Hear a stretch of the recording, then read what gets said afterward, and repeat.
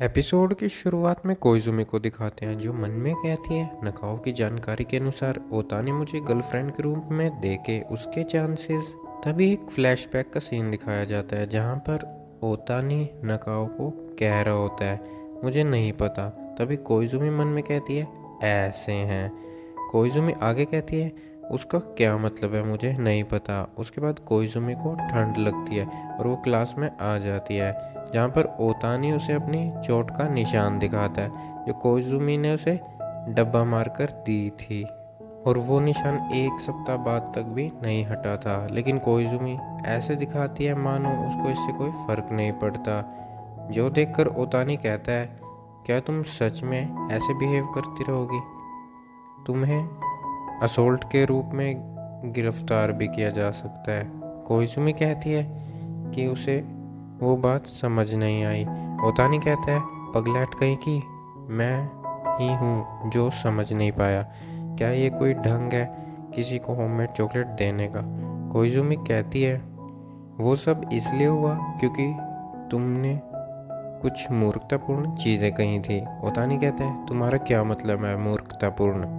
ओतानी आगे कहता है मैं किसी बात का जवाब देने से पहले बहुत ही ज़्यादा सोचता हूँ और तुमने तो मुझे इग्नोर करके मेरे ऊपर चॉकलेट फेंक कर मारी। और उसके बाद भी जब मैंने चॉकलेट का डब्बा खोला तो उस चॉकलेट पर लिखा था छोटू पागल। कोइजुमी कहती है इसमें मेरी कोई गलती नहीं है, हारुका ने मेरी चॉकलेट बदल दी थी लेकिन बाद में मैंने तुम्हें सही चॉकलेट दे दी थी। अगले सीन में कोइजुमी नोबू और सेको को दिखाते हैं जहाँ पर नोबू किसी बात पर हंसती है जिससे कोइजुमी को गुस्सा आ जाता है और कोइजुमी के पूछने पर नोबू कहती है मैं बस ये सोच रही थी कि शायद ओतानी रीसा के होठों तक भी ना पहुंच पाए। कोइजुमी कहती है ऐसा नहीं है कि ये चीज़ें होंगी, हम तो एक दूसरे को डेट भी नहीं कर रहे। तभी सेको कहती है आप ऐसे नहीं सोच सकती सेंपाई, अगर कन्फेशन भी काम नहीं आया तो आपको उन्हें जोर से अपनी ओर करना होगा। कोइजुमी कहती है ये चीज़ तुम्हारे लिए काम कर सकती है। तभी नोबू सेको से पूछती है तुमने पहली बार ओतानी को किस किया है ना? जिसके बारे में सोचकर सेको शर्मा जाता है और कोइजुमी कहती है वैसे भी ऐसा नहीं है कि मैं उसे किस करना चाहती हूँ। नोबू कहती है ऐसा लगता है कि तुम्हारा लव पॉइंट एलिमेंट्री स्कूल के स्टूडेंट से भी कम है, बड़ी कब होगी? कोइजुमी कहती है बिल्कुल मैं एक बच्ची हूँ, मैंने कभी भी किसी को किस नहीं किया। सेको पूछती है तो आप उनकी गर्लफ्रेंड क्यों बनना चाहती हो? लेकिन कोइजुमी इस बात का कोई जवाब नहीं देती। अगले सीन में कोइजुमी को दिखाते हैं जो ओतानी को कहती है तुम इतने छोटे क्यों हो, जो सुनकर ओतानी को गुस्सा आ जाता है। उसके बाद जब कोइजुमी दुखी होकर जा रही होती है तभी ओतानी उसे उमिबोजू के कंसर्ट की एक टिकट देता है जो पाकर कोइजुमी खुश हो जाती है। अगले सीन में कोइजुमी और नोबू को दिखाते हैं जहाँ पर नोबू पूछती है कॉन्सर्ट कब है? कोइजुमी कहती है ग्रेजुएशन सेरेमनी के अगले दिन। नोबू कहती है वैसे भी तुम दोनों को एक साथ डेट पर जाए हुए बहुत ही ज़्यादा समय हो गया है। कोइजुमी कहती है ये डेट नहीं है और हम दोनों के बीच इतना रोमांस भी नहीं है। नोबू गुस्से में कहती है तो कुछ रोमांस करो ना पागल, क्या तुम अब तक अपनी सारी मेहनत खराब करना चाहती हो?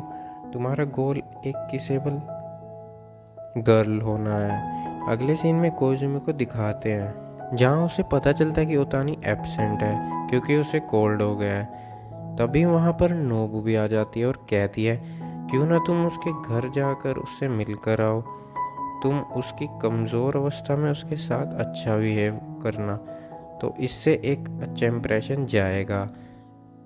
कल उमिबोजू के कॉन्सर्ट के लिए तुम्हें अपना बेस्ट देना होगा। कोइजुमी कहती है पर मुझे नहीं पता वो कहाँ रहता है।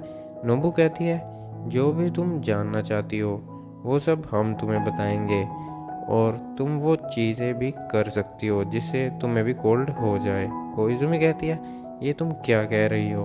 अगले सीन में कोइजुमी को दिखाते हैं जो ओतानी के घर के सामने खड़ी होती है और बेल बजा देती है और तभी वहाँ से एक ओल्ड लेडी निकल कर आती है जो ओतानी की माँ होती है, जो देखकर कोइजुमी के पसीने छूट जाते हैं। उस ओल्ड लेडी के पूछने पर कोइजुमी उसे अपना नाम बताती है।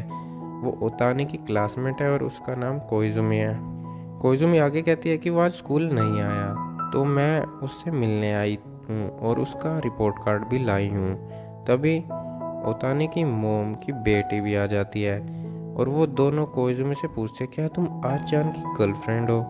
उसके बाद ओतानी को दिखाते हैं, जो कोइजुमी को अपने कमरे में देखकर हैरान हो जाता है। तभी ओतानी की माँ और उसकी बेटी ओतानी कमरे में आ जाते हैं। उसके बाद ओतानी की माँ की बेटी कोइजुमी से उसकी हाइट पूछती है, जिस पर कोइजुमी रिप्लाई करती है 172 सेंटीमीटर।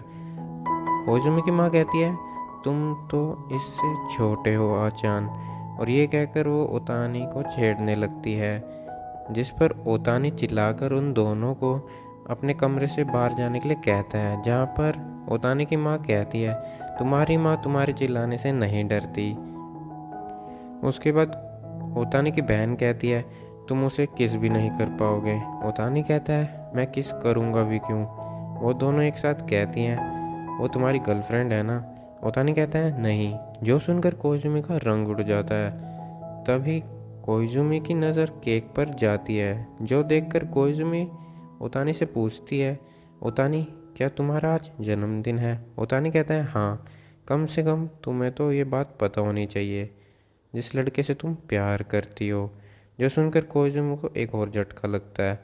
उसके बाद ओतानी कोइजुमी से उसके घर आने का कारण पूछता है, जिस पर कोइजुमी ओतानी को उसका रिपोर्ट कार्ड दिखाती है, जो वो एकदम से छीन लेता है। उसके बाद ओतानी पूछता है, क्या तुमने इसमें देखा? कोइजुमी खुश होकर कहती है, हाँ, ये मेरे जैसा ही बेकार है। उसके बाद कोइजुमी ओतानी को संतरे देती है, जिसके लिए ओतानी उसे थैंक्स कहता है। उसके बाद ओतानी कहता है, मुझे नहीं लगता मैं कल ठीक हो पाऊँगा, इसलिए कल तुम उमिबोज़ु के कॉन्सर्ट में खुद ही चली जाना। लेकिन इसके लिए कोइजुमी मना कर देती है, क्योंकि ओतानी के साथ ही जाना चाहती है। उसके बाद वो प्रेम भरी बातें करने लगते हैं। उसके बाद कोइजुमी ओतानी के पास आ जाती है। तभी ओतानी बेहोश हो जाता है, क्योंकि बहुत ही बीमार होता है, जिसके कारण से ओतानी के होठ कोइजुमी के होठ से मिल जाते हैं, जिसकी वजह से कोइजुमी शर्मा आ जाती है और घर जाने लगती है। उसके बाद ओतानी को दिखाते हैं, जिसका केक में मुंह बंध जाता है। अगले सीन में ओतानी को दिखाते हैं, जो बिल्कुल ठीक हो जाता है, पर कोइजुमी बिल्कुल नहीं।